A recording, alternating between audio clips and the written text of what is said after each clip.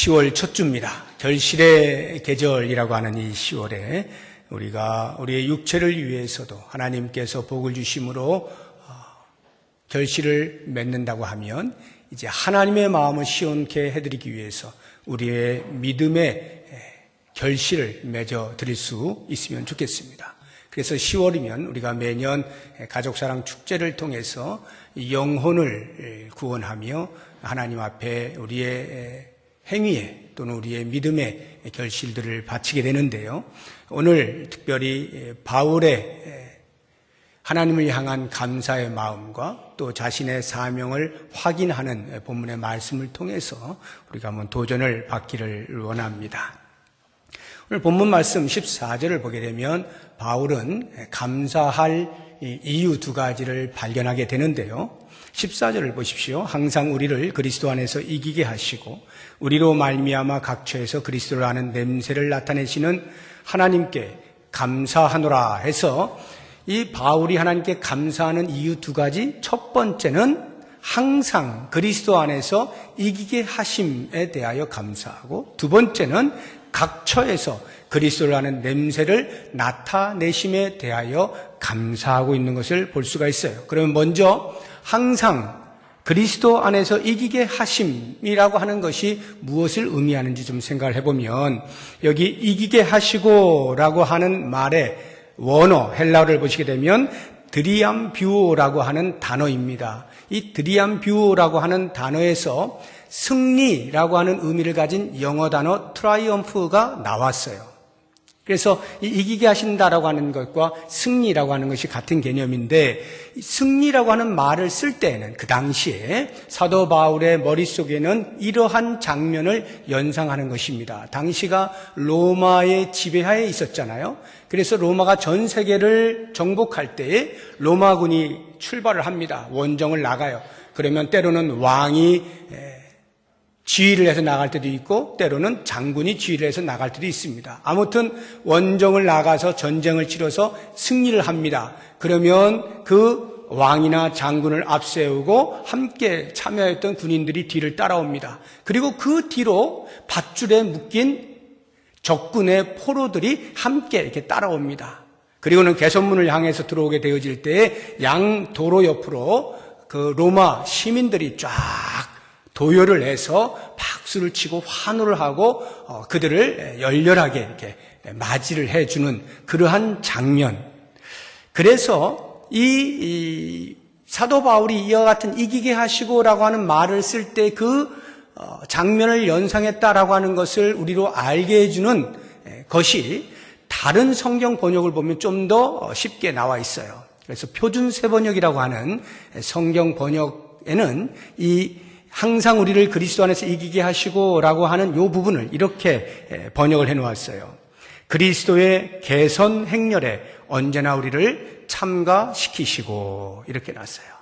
그래서 그리스도의 개선 행렬에서 그 로마군의 개선 행렬을 연상하고 있음을 알게 해주는 것입니다. 사도 바울은 전도자로서 복음을 증거하는 삶을 살아갈 때에 이렇게 하나님께서 이기게 하심에 대하여 감사하고 있는 것입니다. 그런데 바울의 확신은 이겁니다. 내 힘으로 이기는 것이 아니라 그리스도 안에 있을 때 이긴다라고 하는 고백이에요. 그리스도 안에서 항상 이기게 하신다. 이 말의 의미는 그리스도께서 이미 이 땅에서 모든 인류의 죄를 대속하시고 십자가에서 죽으시고 3일 만에 부활하심으로 사망의 권세를 깨뜨리죠. 이렇게 사탄과의 전쟁에서 이미 이겨놓으셨어요. 그러한 이기심 안에 우리가 들어와 복음을 전하는 삶을 살아갈 때 우리의 결과도 마찬가지로 항상 이기는 것이다. 이것이 사도 바울의 고백인 것입니다. 내가 얼마나 열심히 하고 내가 얼마나 투자를 해서 그러한 결과를 얻는 것이 아니라 그리스도 안에 있기 때문에 승리가 보장된 영적인 전쟁을 치르는 것이다 라고 하는 고백인 것입니다. 그렇습니다. 복음 전도라고 하는 것은 영적인 전쟁이에요. 우리는 그저 예수 믿으세요라고 한마디 던지는 것이라 생각할지 모르지만 눈에 보이지 아니하는 사탄의 그 세력에 대하여 예수 그리스도께서 같이 전쟁을 치르시는 행위가 이 복음 전도입니다. 이 세상은 사탄이 지배하고 있잖아요.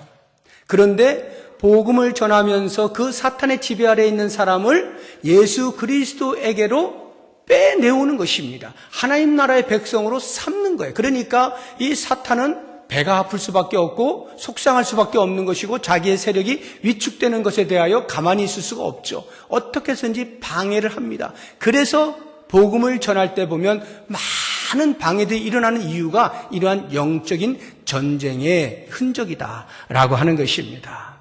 그런데 이와 같은 영적인 전쟁을 치르는 동안에 사도 바울의 고백에 의하면 이미 우리는 이겨놓은 전쟁을 치른다라고 말을 하고 있는 거예요. 그래서 실제로 사도 바울의 삶을 돌아보게 되면 그가 복음을 전하기 위해서 방방곡곡을 돌아다닐 때에 편하게 다니지 못했어요. 당시는 교통편 자체도 불편했겠지만 그런 것뿐만이 아니라 환경적인 요소뿐만이 아니라 수없이 많은 원수들, 대적들이 핍박을 하고 못살게 굴고 돌로 던지고 음모를 하고 이러한 일들, 수없이 많은 방해를 받고 위협을 받았던 바울이었습니다.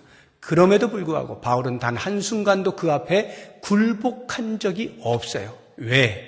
바울은 알고 있기 때문에 그렇죠.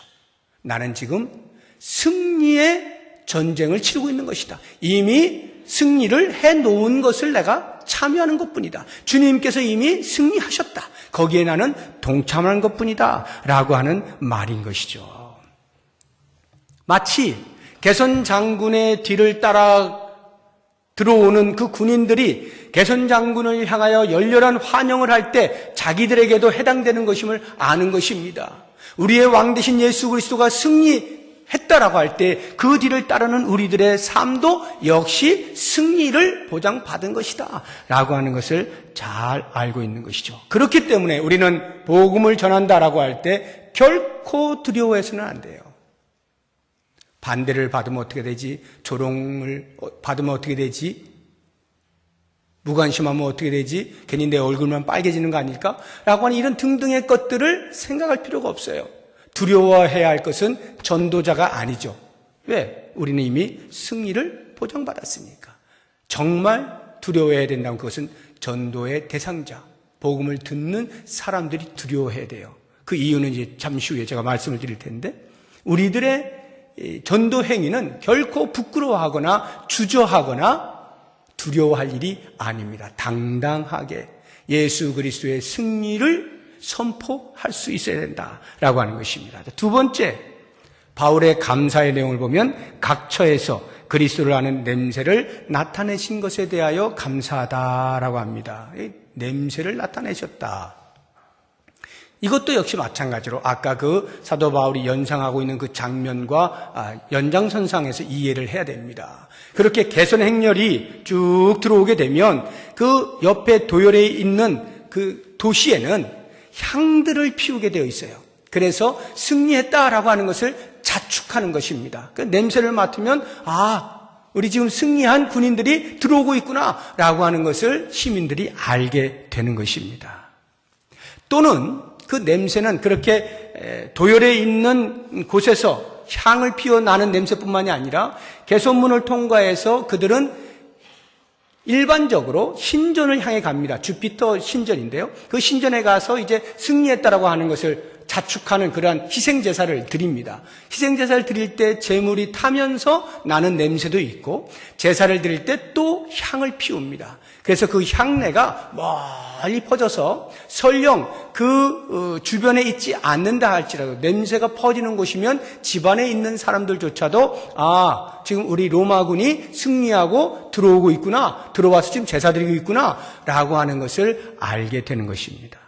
바로 이와 같은 장면을 사도 바울이 연상하면서 자기가 그러한 냄새를 풍기는 자로 하나님께서 사용해 주시니 참으로 감사합니다 라고 표현을 하고 있는 것입니다. 그래서 사도 바울은 철저하게 전도자의 정체성을 자기를 포함해서 이렇게 고백하고 있는 거예요. 15절에 우리는 구원받는 자들에게나 망하는 자들에게나 하나님 앞에서 그리스도의 향기라고 표현을 하고 있습니다. 그리스도의 향기.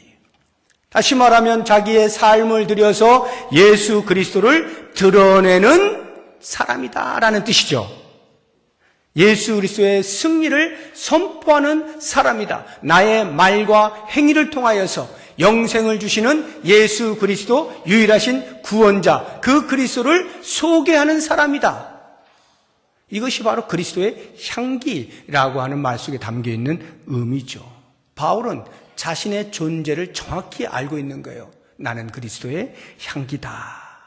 그래서 이와 같이 예수 그리스도를 증거하는 삶을 살게 하신 사명을 주신 하나님께, 그리고 그 사명을 감당할 때 반드시 승리하게 하시는 그 하나님께 감사한다라고 고백을 하고 있는 것입니다. 우리의 전도 행위는 이렇게 하나님께서 우리에게 부여하신 사명이면서 동시에 그 사명을 완수할 수 있는 힘도 공급해 주시고 승리가 결정되어져 있는 행위다라고 하는 것을 잊지 아니하면 우리의 전도하는 행위가 훨씬 더 힘있게 증거되어 줄 수 있을 것이다 라는 생각이 듭니다. 사도 바울이 이 냄새에 대해서 이야기를 할 때 아주 흥미로운 것이 하나 있습니다. 그리스도의 향기라고 할 때 이 그리스도의 향기로서의 자신, 나로부터 풍겨나오는 그리스도의 향기의 냄새는 똑같아요. 같은 거예요. 그런데 그 냄새를 맡는 사람들은 사람에 따라서 다른 냄새를 맡는다. 이렇게 설명을 하고 있거든요. 15절을 보세요. 우리는 구원받는 자들에게나 망하는 자들에게나 하나님 앞에서 그리스도의 향기다. 그리스도의 향기로서 구원받는 자들에게도 냄새를 풍기고 망하는 자들에게도 냄새를 풍긴다. 똑같은 냄새를 풍겨요. 어느 누구를 막론하고 대상자와 관계없이 똑같은 냄새를 풍겨요. 그리스도의 향기를 풍깁니다. 그런데 그 냄새를 맡는 사람들은 16절 보십시오. 이 사람에게는 사망으로부터 사망에 이르는 냄새가 됩니다.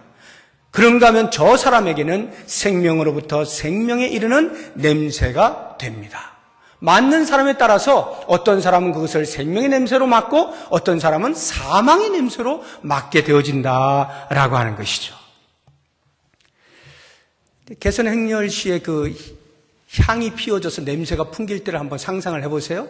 그러면 그 냄새를 맡는 사람들 가운데에서 로마 시민들, 개선하는 장군과 군인들은 말할 것도 없죠. 그들에게 있어서의 그 향 내음은 뭐겠습니까?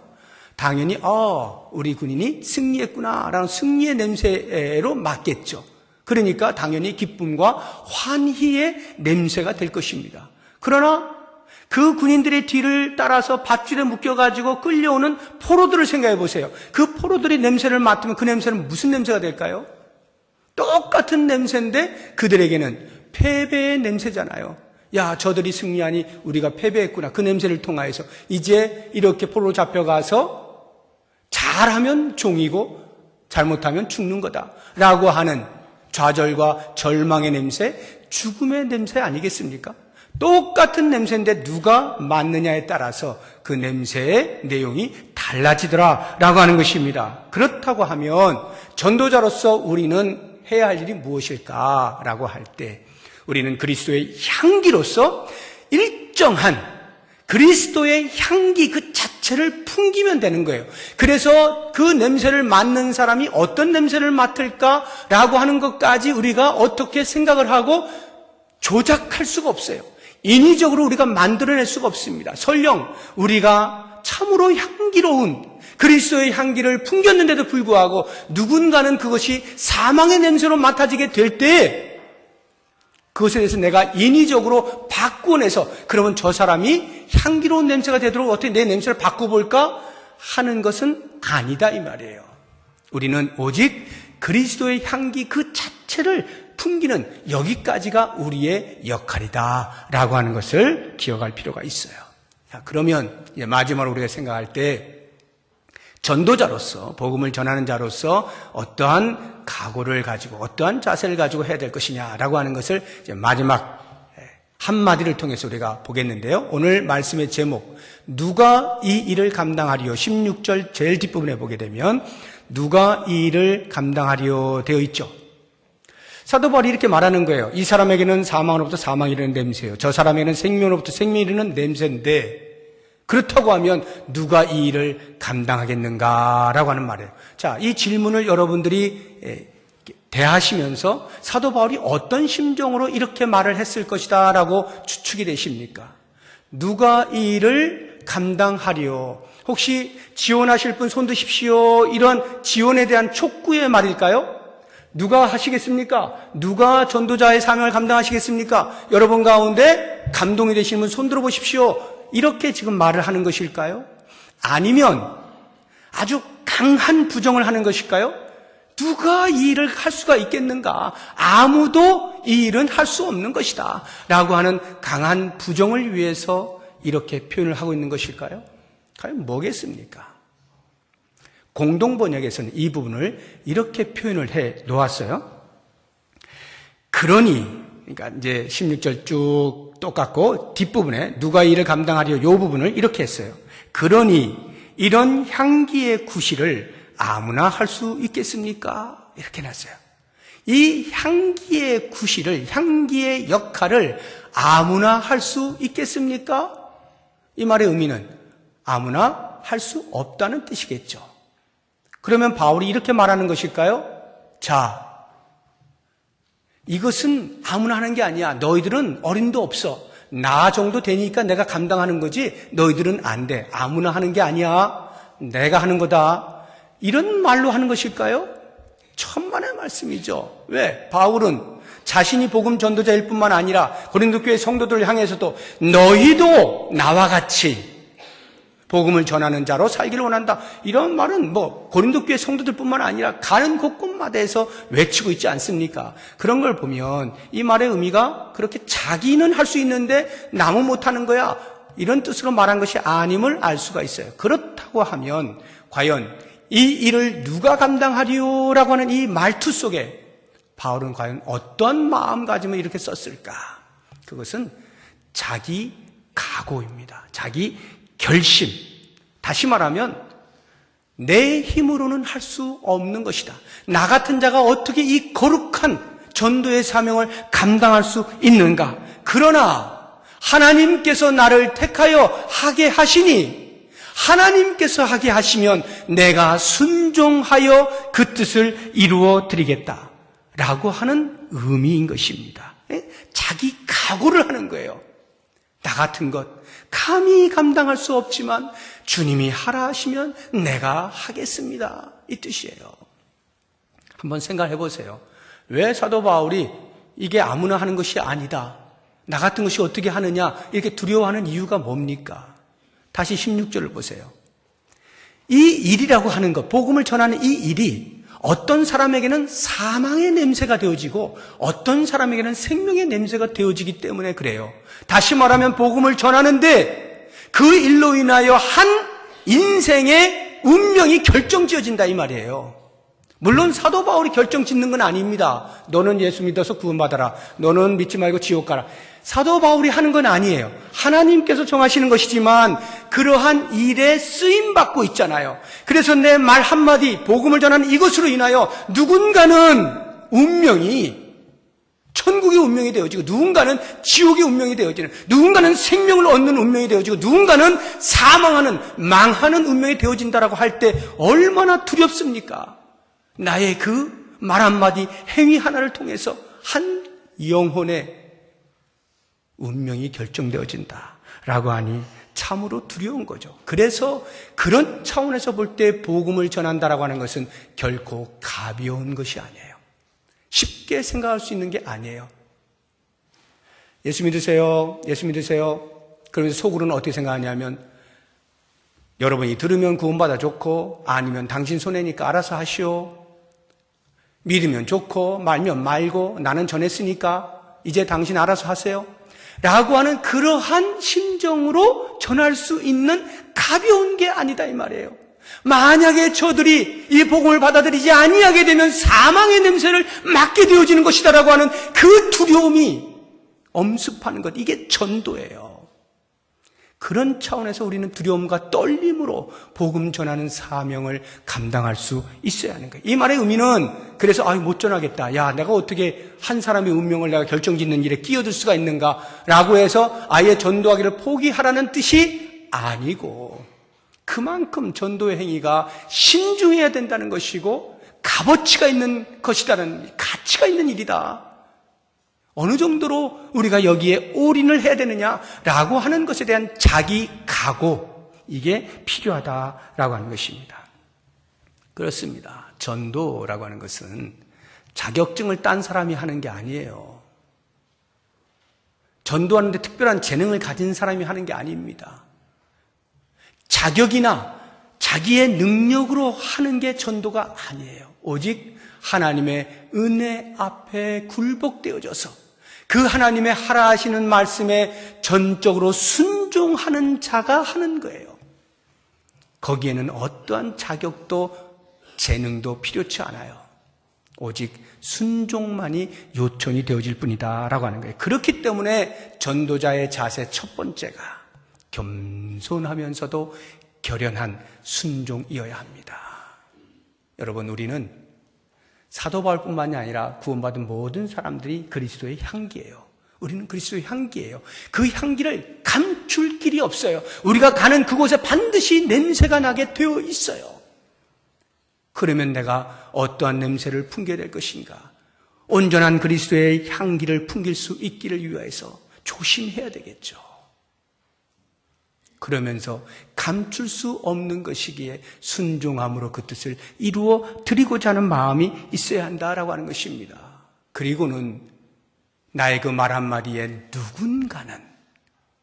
누군가는 사망의 냄새를 맡게 될지도 모른다라고 하는 그 두려움 때문에 우리는 엎드려야 되는 거예요. 하나님 앞에 엎드리는 거예요. 간절히 기도하는 거죠. 하나님, 제가 어떻게 할 수는 없지만 제가 전하는 그 말 한마디로 어느 누구도 사망의 냄새가 아닌 생명의 냄새를 맡을 수 있게 해주십시오. 간절한 마음으로 기도해야 되는 거죠. 마음이 안타깝잖아요. 내가 어떻게 할 수 없는 일이지만 누군가가 나의 전도하는 소리를 듣고 사망의 냄새를 맡게 되어진다면 얼마나 가슴이 아파요. 그것 때문에 하나님이 나에게 책임을 묻는 것은 아니라 할지라도 우리의 심령이 편치가 않죠. 그러니 간절히 기도할 수밖에 없어요. 나의 전도하는 행위를 통해서 듣는 모든 사람들이 생명의 냄새를 맡게 해주십시오. 기도하시고요. 이것이 내 힘으로 되는 것이 아니니까 궁극에서는 성령 하나님 도와주옵소서, 성령 하나님 일하시옵소서, 성령 하나님이여 저들의 마음을 부드럽게 해주십시오 하고는 성령 하나님의 일하심에 대한 전적인 의지, 이것이 전도자가 가져야 할 자세다라고 하는 것입니다. 이번 10월 21일에 가족사랑연합 예배를 통해서 초청하게 되어질 때에 그 사람들이 모쪼록 우리의 전하는 것을 통하여서 생명의 냄새들을 맡고 그 예수 그리스도에게 영생이 있음을 알고 그리스도를 주로 고백하는 놀라운 일이 있기를 위해서 소망하면서 이제 이 시간에 잠시 같이 기도하고 전도 대상자들을 정하는 시간을 갖도록 하겠습니다. 우리 다 같이 기도하겠습니다. 저들에게 생명의 냄새를 맡을 수 있는 은혜를 주옵소서. 우리 한 1분간만 통성으로 기도하겠습니다. 하나님이여, 하나님의 은혜를 구합니다. 먼저 구원받은 자로서 그 자리에 설 수 없었던 죄인 중에 괴수인 우리들을 우리 하나님의 무조건적인 사랑하심으로 예수 그리스도를 영접하게 하시고 구세주라 고백하게 하시며 구원의 자리에 있게 하여 주심을 감사합니다. 아버지, 이제 이 결실의 계절 10월에 우리의 믿음의 결실을 주 앞에 드리기를 원합니다. 한 영혼이라도 더 구원하시기 원하시는 하나님의 마음을 헤아려 동참하기를 원합니다. 우리의 주변을 살핍니다. 복음이 필요한 사람들에게 외치기를 원합니다.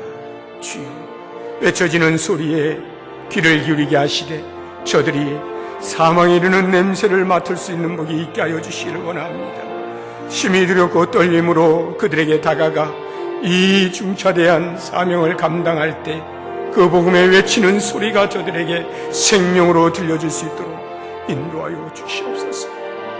이 시간에 배신자를 작정하고자 합니다. 우리의 가족 가운데에서, 우리의 지인 가운데에서, 우리 이웃 가운데에서 내가 마음에 정하고 기도하며 준비하는 귀한 사람들을 정하려고 합니다. 지혜를 주옵소서. 눈을 뜨게 하여 주옵소서. 우리의 가슴을 뜨겁게 하여 주옵소서. 예수님의 이름으로 기도드립니다.